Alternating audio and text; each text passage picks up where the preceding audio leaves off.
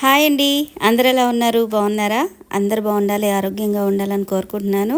మేము కూడా చాలా చాలా బాగున్నామండి. Welcome back to Bhavani Dasari vlogs. మన ఛానల్ ఎవరైనా ఫస్ట్ టైం చూస్తున్నట్లయితే తప్పకుండా ఛానల్ని సబ్స్క్రైబ్ చేసుకోండి.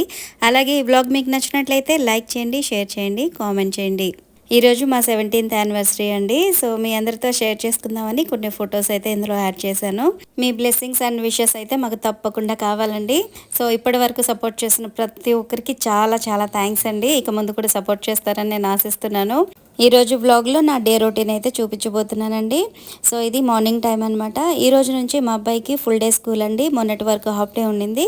సో ఈ రోజు నుంచి ఫుల్ డే కాబట్టి ఇక తనకి లంచ్ బాక్స్ కూడా ప్రిపేర్ చేసేస్తున్నాను. సో ఈరోజు నేను లంచ్లోకి రసం అలాగే గోరుచిక్కుడు ఫ్రై అయితే చేశాను. ఇంకా మా అబ్బాయి అయితే గోరుచిక్కుడు ఫ్రై వద్దు అని అన్నాడు అనమాట. సరే అని చెప్పి ఇది లాస్ట్ టైం నేను సరుకులు తీసుకోవడానికి వెళ్ళినప్పుడు ఈ చిప్స్ కనిపించాయి అనమాట. సో చూడ్డానికి బాగున్నాయి అని చెప్పి తీసుకున్నాను. ఇవి ఫ్రై చేస్తే ఏంటంటే ఫ్రెంచ్ ఫ్రైస్లా ఉన్నాయన్నమాట చూడడానికి. సో ఇక పిల్లలు ఇలా ఉంటే కొద్దిగా ఇంట్రెస్ట్గా తింటారు కదా అని చెప్పి అవి తీసుకున్నాను. ఇవి ఫ్రై చేసిన తర్వాత చూడండి సేమ్ ఫ్రెంచ్ ఫ్రైస్ లాగే ఉన్నాయన్నమాట. సో ఇప్పుడు ఇందులో కొద్దిగా ఇది కారం ఉంటుంది కదా, మసాలా కారం, అది యాడ్ చేసేస్తే కనుక ఇక ఇష్టంగా తింటారు పిల్లలైతే. సో మా అబ్బాయికి లంచ్ బాక్స్లోకి నేను రసము అలాగే ఈ చిప్స్ అయితే ఇచ్చేసాను.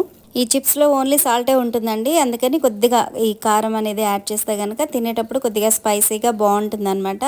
సో అందుకని ఇది ఫ్రై చేసి పక్కన పెట్టిన తర్వాత వేడిగా ఉన్నప్పుడే కొద్దిగా పచ్చికారం వేసేస్తే ఇంకా చాలా టేస్టీగా ఉంటాయి. అలాగే ఇక్కడ రైస్ కూడా రెడీ అయిపోయిందండి. గోరుచిక్కుడుకాయ ఫ్రై చేసేటప్పుడు నేను ఈ చిక్కుడుకాయలని 10 నిమిషాలు సాల్ట్ వాటర్లో అయితే ఉంచేస్తానండి.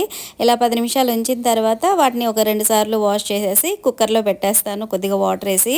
అలాగే ఆ వాటర్తో పాటు సాల్ట్ అలాగే కొద్దిగా పసుపు యాడ్ చేస్తాను. సో అలాగా 2 విజిల్స్ వచ్చిన తర్వాత మంచిగా అది ఉడికిపోతుంది అనమాట. ఉడికిన తర్వాత నేను ఇలాగా పీల్ చేస్తాను అనమాట. ముందే తీస్తే ఏంటంటే ఆ పీచ్ అనేది ఎక్కువగా రాదండి. ప్లస్ అది తినేటప్పుడు పళ్ళ కిందకి ఆ పీచ్ తగులుతూ ఉంటుంది. సో ఇలాగ ఉడికించి తీస్తే ఏంటంటే అసలు ఆ పీచ్ అనేది రాకుండా మనం తినేటప్పుడు కూడా చక్కగా సాఫ్ట్గా ఉంటుంది అనమాట. నాలా ఎంతమంది గోరుచిక్కుడు ఫ్రై చేస్తారో నాకైతే తప్పకుండా కామెంట్ చేయండి. సో ఇది చేసేటప్పుడు ఉప్పు, కారం అలాగే దాంతోపాటు కొద్దిగా ధనియాల పొడి అలాగే కొద్దిగా ఎండు కొబ్బరి పొడి యాడ్ చేసుకుంటే చాలా చాలా బాగుంటుంది. కానీ మా అబ్బాయికి మా వారికి ఎండు కొబ్బరి యాడ్ చేస్తే అసలు ఇష్టం ఉండదన్నమాట.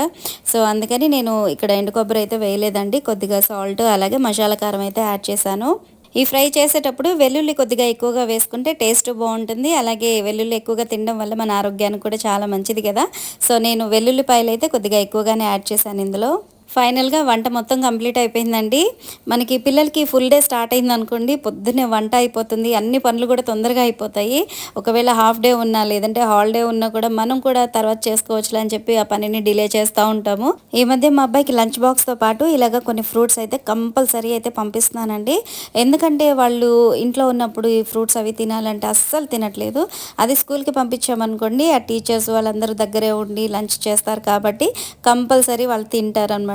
సో అందుకని నేను ఈరోజు పపాయ అలాగే పొమగ్రనేట్ అయితే పంపిస్తున్నాను. డైలీ కంపల్సరీ మన ఇంట్లో ఏ ఫ్రూట్ ఉంటే ఆ ఫ్రూట్ కంపల్సరీ అయితే పంపిస్తున్నాను. ఇది వచ్చేసి ఈరోజు నేను స్టిచ్ చేసిన XXL లాంగ్ డ్రెస్ అండి. శారీని డ్రెస్గా స్టిచ్ చేయమన్నారు. సో ఇలాగా స్టిచ్ చేశానండి. బాడీకి వచ్చి నేను పళ్ళు ఉంటుంది కదా, సో ఆ పళ్ళు పార్ట్ని నేను బాడీకి అయితే ఇలాగా యాడ్ చేసి స్టిచ్ చేశాను. అలాగే హ్యాండ్స్కి వచ్చేసి లైనింగ్ లేకుండా హ్యాండ్స్ అయితే స్టిచ్ చేశానండి. అలాగే దీనికి ఫ్రిల్స్ వచ్చాయన్నమాట. అంటే కొద్దిగా బార్డర్ పెద్దగా ఉంది కాబట్టి ఫ్రిల్స్ యాడ్ చేసేసి ఇలాగా నేను స్టిచ్ చేశాను. ఈ మధ్యకాలంలో నేను స్టిచ్ చేసిన ఈ లాంగ్ డ్రెస్సెస్ అన్నీ కూడా ఆల్మోస్ట్ శారీసేనండి. శారీస్ని ఇలాగా డ్రెస్సెస్ లాగా కన్వర్ట్ చేసి స్టిచ్ చేయించుకుంటున్నారు.